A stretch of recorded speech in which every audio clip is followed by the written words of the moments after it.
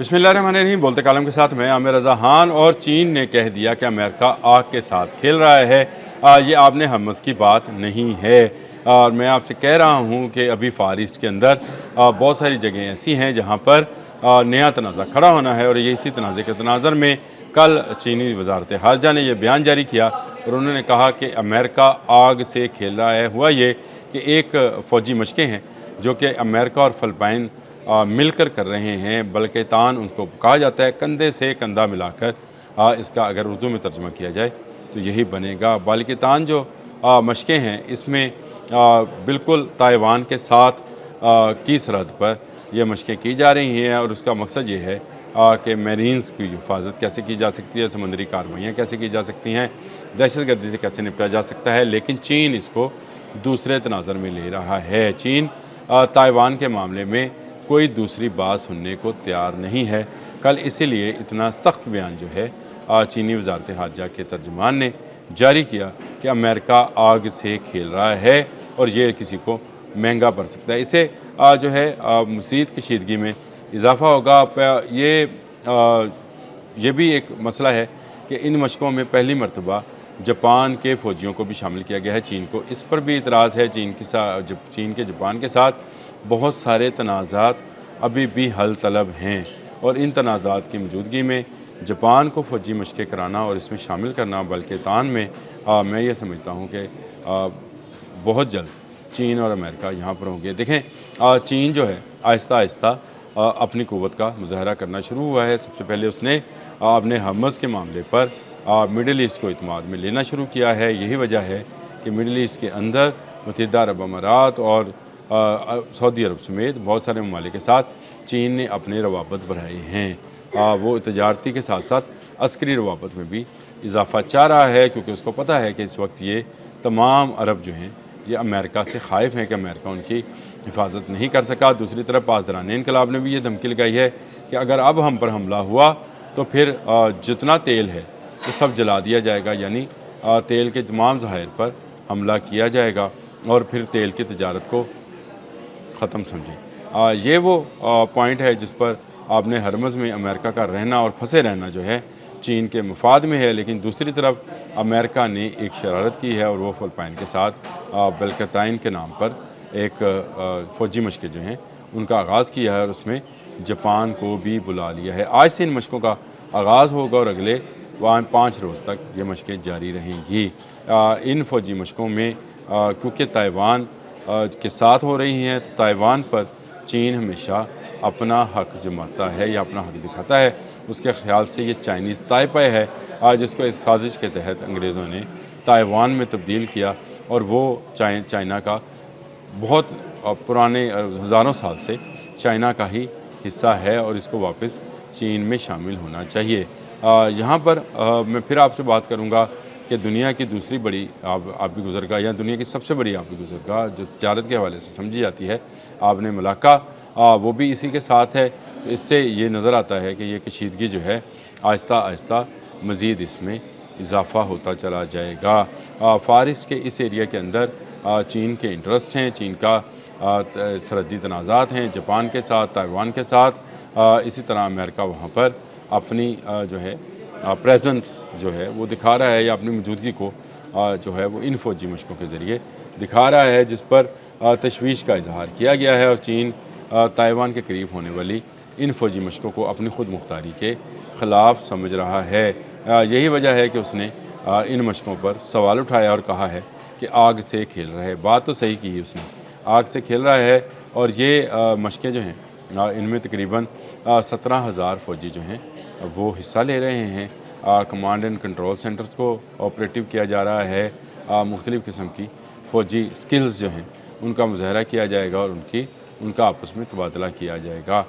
चीन का ये कहना कि आग से खेल रहे हैं तो इसका मतलब ये है कि यहाँ पर भी जंग हो सकती है। गो अभी चीन शायद जंग के मूड में नहीं है, चीन सिर्फ धमकाने के मूड में है, क्योंकि चीन जानता है कि अमेरिका ऑलरेडी एक ऐसी जंग में फंसा हुआ है जो दलदल की तरह उसको अपने अंदर समोती चली जा रही है। और इस दलदल के अंदर हर आने वाले दिन के साथ डोनाल्ड ट्रंप की मकबूलियत ख़ुद अपने मुल्क में उनकी कम हो गई है। 51 से 36 پر ان کی مقبولیت آ گئی ہے، میرا نہیں، یہ CBC کا جو انہوں نے وہاں پر ریفرینڈم کرایا یا انہوں نے سروے کروایا ہے، ریفرینڈم سوری کہہ رہا ہوں، سروے کروایا ہے، اس سے یہ بات ثابت ہوئی ہے کہ ڈونلڈ ٹرمپ کی مقبولیت تیزی سے کم، خاص کر 25 سے 40 سال کی عمر کے لوگ ایران پر حملہ جو ہے اس کو حماقت قرار دے رہے ہیں، اور ان کی تعداد جو ہے 70% ہے، مقبولیت جو ہے وہ 36% پر آ گئی ہے، یعنی ڈونلڈ ٹرمپ اس وقت اپنی سیاسی کیریئر کی مقبولیت کے کم ترین سطح پر پہنچ گئے ہیں۔ اور دوسری طرف چین جو ہے جس کا دورہ کرنا ہے اگلے ماہ ڈونلڈ ٹرمپ نے، اور شی جن پنگ سے ملاقات کرنی ہے، جو کہ سربراہ ہیں چین کے، ان کے ساتھ ملاقات کرنی ہے، اس سے پہلے فلپائن کی یہ مشقیں جو ہیں ایک نیا تنازع دکھا رہی ہیں۔ ڈونلڈ ٹرمپ کو آپ نے ہرمز کے معاملات طے کرنے ہیں، اور ڈونلڈ ٹرمپ کو اب چین کے ساتھ بھی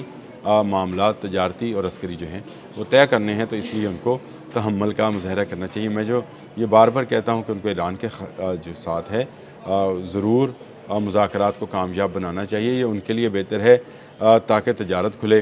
اگر اس طرف کی تجارت بند ہے تو ابنۂ مملکہ کی تجارت بھی بند ہوئی، یا وہاں پر جنگ کا ٹھاٹھیا ہوا، تو پھر جو ہے دنیا کی تمام تجارت جو ہے تقریباً 60-70% تجارت جو ہے وہ ایک دم بلاکڈ میں چلی جائے گی، اور بلاکڈ میں جانے کے بعد دنیا میں بڑی پریشانیاں جو ہیں وہ، میں اب اس کا نام نہیں لینا چاہتا، لیکن وہ پریشانیاں آنا شروع ہو جائیں گی جن کا ذکر احادیث میں بھی موجود ہے کہ 3 سال تک قحط سالی سی رہے گی۔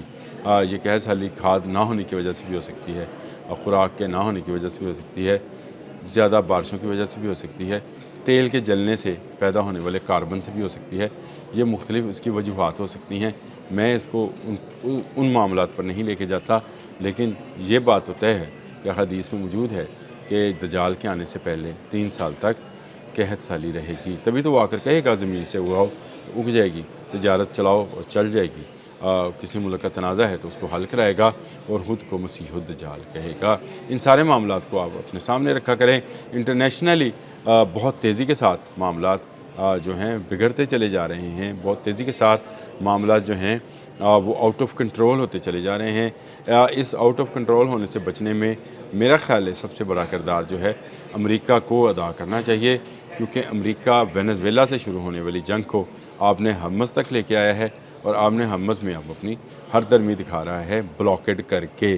اگر ایران کی تجارت بند ہوگی تو ایران ان کی تجارت بند کرے گا، اور اگر آپ ملیشیا کے اس کے فلپائن کے ساتھ مل کر فوجی مشقیں کریں گے اور چین کو جو ہے وہ پرومپٹ کریں گے، اس کو بڑھاوا دیں گے، تو وہ تو کہے گا کہ آپ آگ سے کھیل رہے ہیں، جس دن وہ جواب دے گا اس کا جواب آپ کے پاس نہیں ہوگا، آپ لاجواب ہو جائیں گے۔ چین ہر آنے والے دن کے ساتھ آپ کو متنبع کرتے چلا جا رہا ہے، اور چین امریکہ کی جگہ مڈل ایسٹ میں لیتا چلا جا رہا ہے۔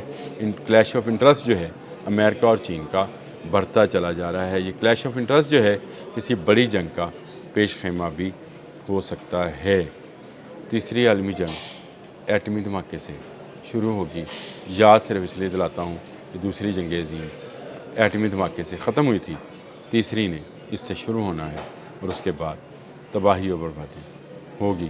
اس سے جتنا بچا جا سکتا ہے اتنا بچے۔ آپ بھی دعا گو رہیں، میں بھی دعا کرتا رہتا ہوں، اللہ پاک ان کو ہدایت دے اور یہ اس دنیا کو جنگ سے دور لے جائیں۔ ہونی تو ہے لیکن دور لے جائیں گے تو جتنا بہتر ہے، ہمارے لیے تو بہتر ہی ہے کہ ہم اپنی زندگیاں جو ہیں آرام اور سکون سے گزار دیں گے، نہیں تو ہمیں حق و باطل میں سے ایک کا انتخاب کرنا ہے۔ یاد رکھیں یہ والا مشکل مرحلہ ہوگا، کیونکہ وہ کہے گا کہ مجھے مانو تو میں تمہیں گندم دیتا ہوں، کھانے کو دیتا ہوں، نہیں مانو گے تو نہیں دوں گا۔